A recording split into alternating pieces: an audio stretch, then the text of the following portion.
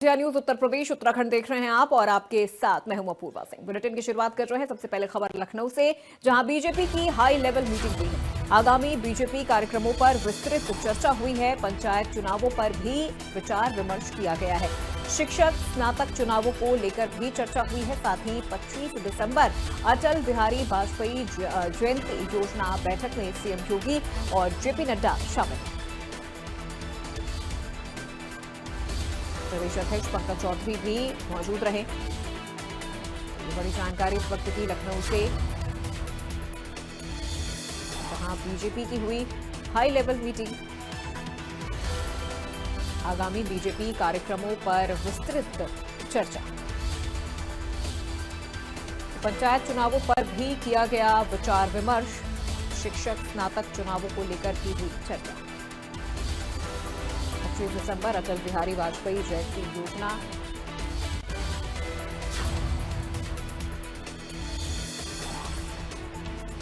तो लखनऊ से ये बड़ी जानकारी। बीजेपी की हुई हाई लेवल मीटिंग। आगामी बीजेपी कार्यक्रमों पर विस्तृत चर्चा, जहां पे पंचायत चुनावों पर भी विचार विमर्श किया गया। शिक्षक स्नातक चुनावों को लेकर भी चर्चा हुई है। साथ ही 25 दिसंबर अटल बिहारी वाजपेयी जयंती योजना।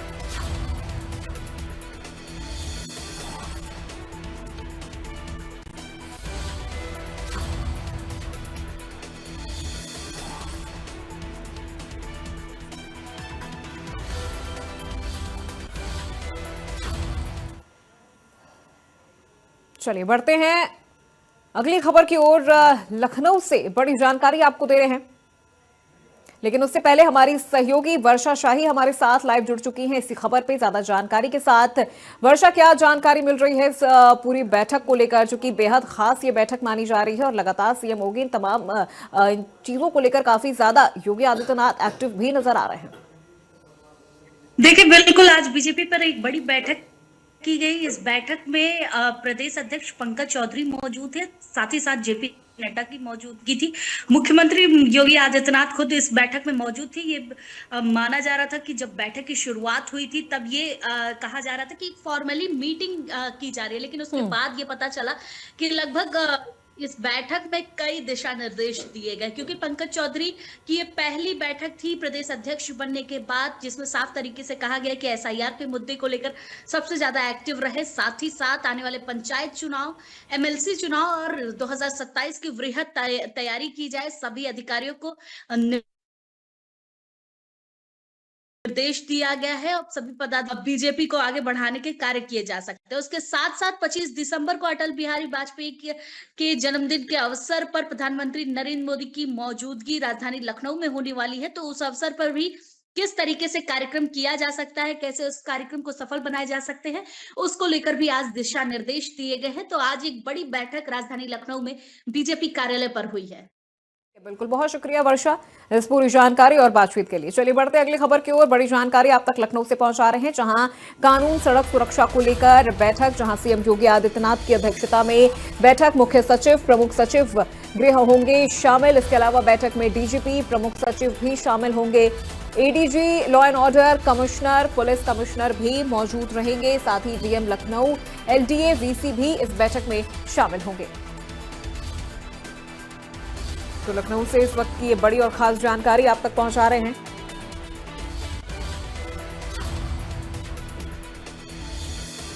लखनऊ से ये बड़ी खबर, कानून सड़क सुरक्षा को लेकर बैठक।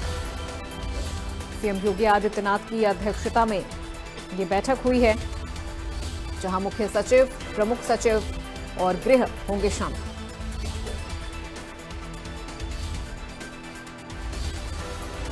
ADG, law and order commissioner, police commissioner भी मौजूद रहेंगे।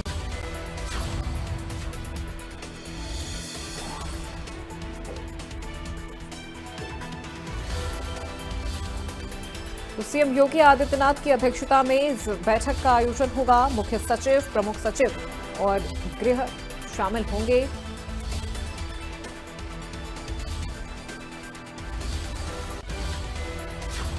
ज्यादा जानकारी और अपडेट के साथ हमारी सहयोगी निकिता सरीन हमारे साथ लाइव जुड़ चुकी है। निकिता, क्या जानकारी मिल रही है इस पूरी बैठक को लेकर?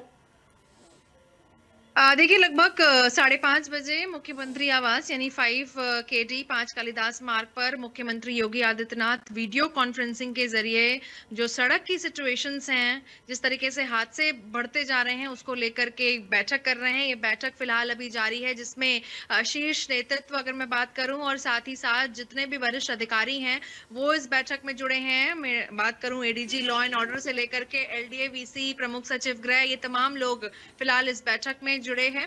साथ ही साथ वीडियो कॉन्फ्रेंसिंग को के चलते इस बैठक में मुख्यमंत्री बातचीत कर रहे हैं। फिलहाल जो बैठक है वो अभी चल रही है।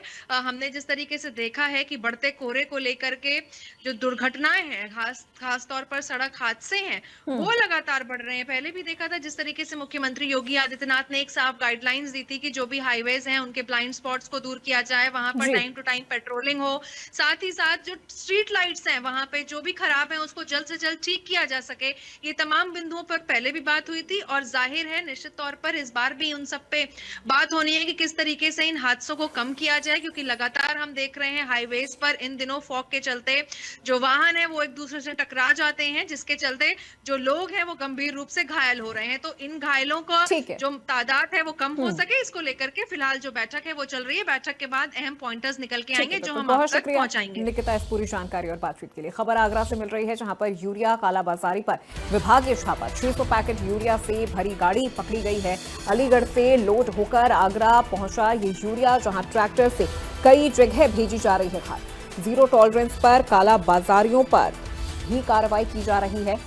तो अलीगढ़ से लोड होकर आगरा पहुंचा ये यूरिया, ट्रैक्टर से कई जगह खाद को भेजा जा रहा था। जीरो टॉलरेंस की नीति पर कालाबाजारी पर कार्रवाई की जा रही है।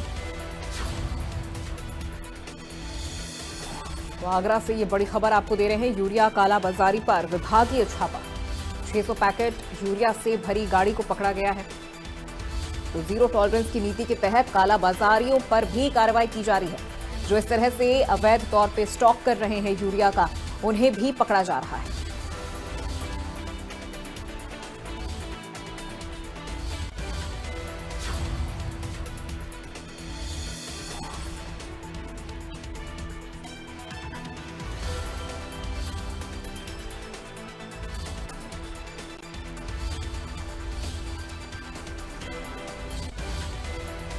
और इसी खबर पे ज्यादा जानकारी के साथ सहयोगी संजय सिंह हमारे साथ लाइव जुड़ चुके हैं, सीधे उनका रुख करते हैं। संजय, क्या जानकारी मिल रही है? अवैध तौर पे स्टॉक किया जा रहा है, कालाबाजारी की जा रही है यूरिया को लेकर, और अभी कितनी कार्रवाई इस पूरे मामले में की जा चुकी है?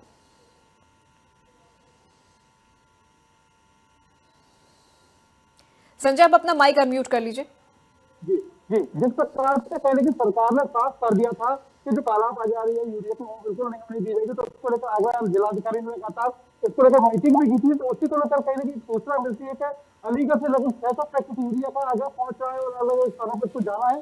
तो उसी को लेकर एक बड़ी कार्रवाई की गई है और कहीं ना कहीं उस पूरे माल को सीज कर दिया गया। आगे भी इस प्रकार की कार्रवाई की जाएगी। यूरिया की कालाबाजारी है और जो भंडारण है उसको लेकर पूरी तरह से रोक है, सरकार भी गंभीर है, तो कहीं ना कहीं प्रशासनिक अधिकारी भी इसको लेकर गंभीर है। ठीक है, बिल्कुल, बहुत शुक्रिया संजय इस पूरी जानकारी और बातचीत के लिए। खबर अलीगढ़ से है, जहां AMU में छात्रों का जोरदार प्रदर्शन देखने को मिला है। शर्जिल इमाम और उमर खालिद की रिहाई की मांग की जा रही है। छात्रों ने परिसर में नारेबाजी की है और इसका वीडियो भी वायरल हो रहा है। वायरल वीडियो पुराना बताया जा रहा है, 2019 की तारीख इसमें दिख रही है, लेकिन इसके बावजूद भी प्रशासन ने शांति बनाए रखने की अपील की है। वायरल वीडियो पुराना बताया जा रहा है, 2019 की डेट इसमें नजर आ रही है, लेकिन फिर भी प्रशासन ने शांति व्यवस्था बनाए रखने की अपील की है। तो अलीगढ़ से ये बड़ी जानकारी। AMU में छात्रों का जोरदार प्रदर्शन, शर्जिल इमाम और उमर खालिद की रिहाई की मांग की जा रही है। छात्रों ने परिसर में नारेबाजी की है, जिसका वीडियो भी वायरल हो रहा है। वायरल वीडियो काफी पुराना बताया जा रहा है। प्रशासन ने शांति बनाए रखने की अपील की है। और ज्यादा जानकारी के साथ सहयोगी प्रदीप पुंडीर हमारे साथ लाइव जुड़ चुके हैं, सीधे उनका रुख करते हैं। प्रदीप, क्या जानकारी मिल रही है इस पूरे मामले को लेकर? देखिए, बिल्कुल जो वीडियो है काफी पुराना बताया जा रहा है, लेकिन फिलहाल जैसी जानकारी मिली है, हमने जैसे बातचीत की थी, जो प्रॉक्टर है वसीम अली, उन्होंने जानकारी तो बताया कि इस 2025 15 दिसंबर को जो है ये वीडियो एक पर बनाया गया था और इस पे बाकायदा जो एएमयू के छात्र हैं उन्होंने जो है एक पहले पोस्ट किया था अपने जो फेसबुक उनका पेज है उस पर कि ऐसे ऐसे हम जो है इसको पोस्ट करेंगे, और उसके बाद में जो है ये बाकायदा प्रदर्शन करने के लिए पहुंचे थे। लेकिन ये वीडियो तो 2019 का बताया जा रहा है। चलिए ठीक है, बिल्कुल, बहुत शुक्रिया प्रदीप इस पूरी जानकारी और बातचीत के लिए। बुलंदशहर से बड़ी जानकारी आपको दे रहे हैं, जहां MH91 गैंग रेप कांड में बड़ा अपडेट सामने आया है। कोर्ट ने 5 आरोपियों को दोषी करार दिया है। मां बेटी से आरोपियों ने किया था दुष्कर्म। साल 2016 में जंगलों में घटना को अंजाम दिया गया। परिवार कार से नोएडा जा रहा था और उसी वक्त इस वारदात को अंजाम दिया गया। मां बेटी से आरोपियों ने दुष्कर्म की वारदात को अंजाम दिया था। 2016 में जंगलों में इस वारदात को अंजाम दिया गया था। परिवार कार से नोएडा से जा रहा था Shahjahanpur. Bulandshahr MH91 gang rape कांड में बड़ा अपडेट सामने आ रहा है। कोर्ट ने 5 आरोपियों को दोषी करार दिया है। तो आरोपियों ने मां बेटी से दुष्कर्म किया था। साल 2016 में जंगलों में इस घटना को अंजाम दिया गया।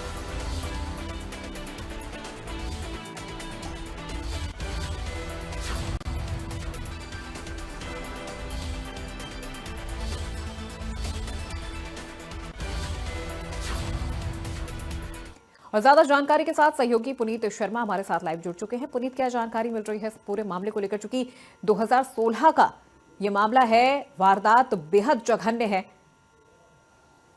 बिल्कुल, हाँ, देखिए सही कहा आपने, बेहद जघन्य वारदात है। सबसे बड़ी बात यह कि 2016 का ये हिंदुस्तान का बहुत चर्चित कांड था।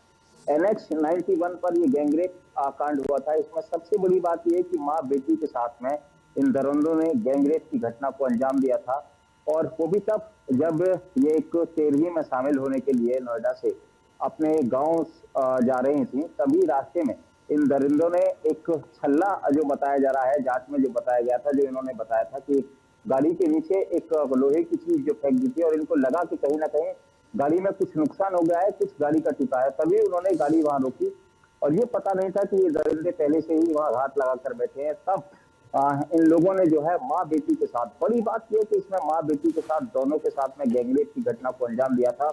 और आज बुलंदशहर पोस्ट को कोर्ट ने जो है इनको दोषी करार दिया है। इसमें जो सजा का ऐलान है वो सोमवार को होगा, यानी कि 22 तारीख को इसमें सजा सुनाई जाएगी।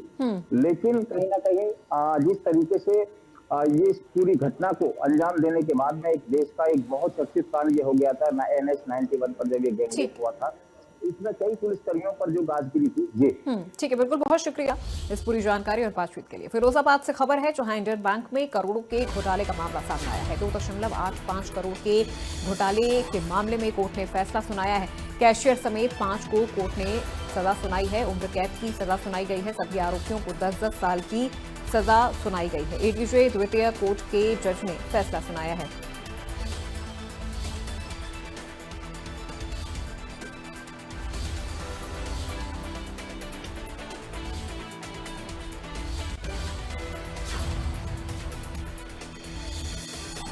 फिरोजाबाद से ये खबर, इंडियन बैंक में करोड़ों के घोटाले का मामला।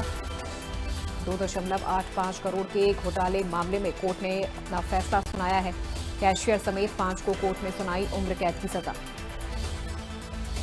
सभी आरोपियों को 10-10 साल की सजा सुनाई गई है।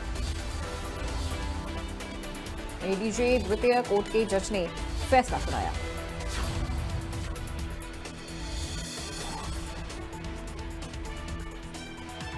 फिरोजाबाद से ये खबर आपको दे रहे हैं।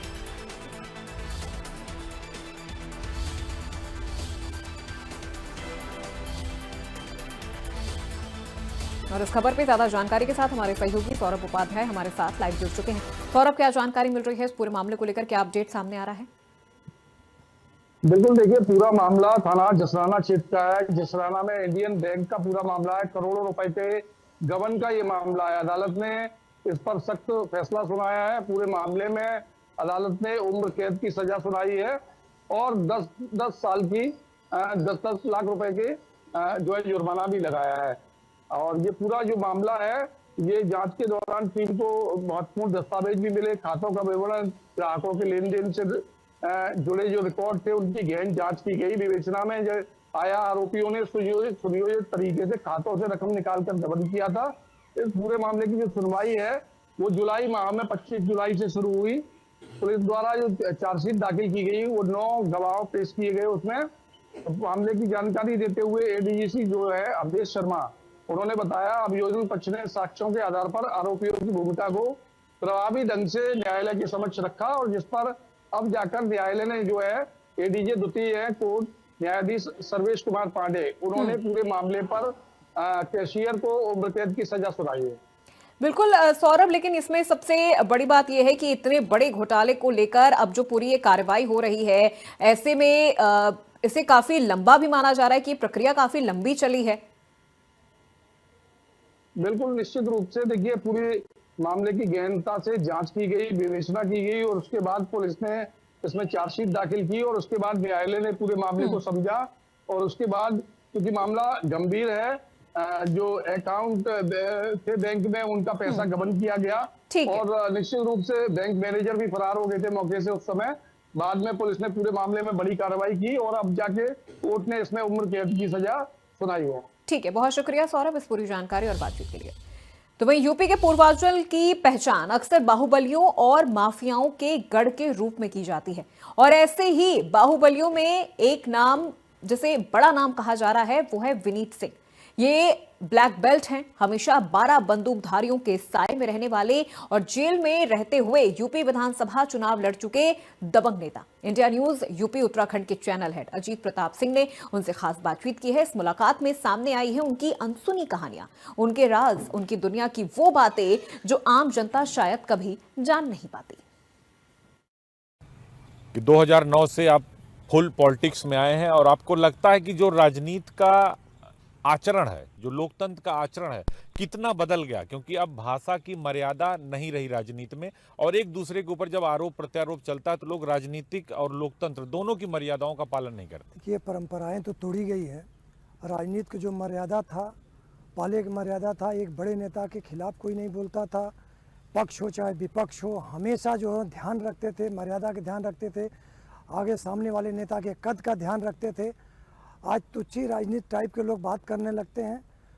सियासत में लोग अपने निजी स्वार्थ को लेकर भारत के मर्यादा को भूल रहे हैं धीरे धीरे। इसे फिर से जो है उसी मर्यादा पे आने की ज़रूरत है, तभी भारत की एक मर्यादा बचेगी। राजनीति का जो तुच्छीकरण हो रहा है उस तुच्छीकरण से भी दूर हटना होगा और साफ सुथरी राजनीति करनी पड़ेगी।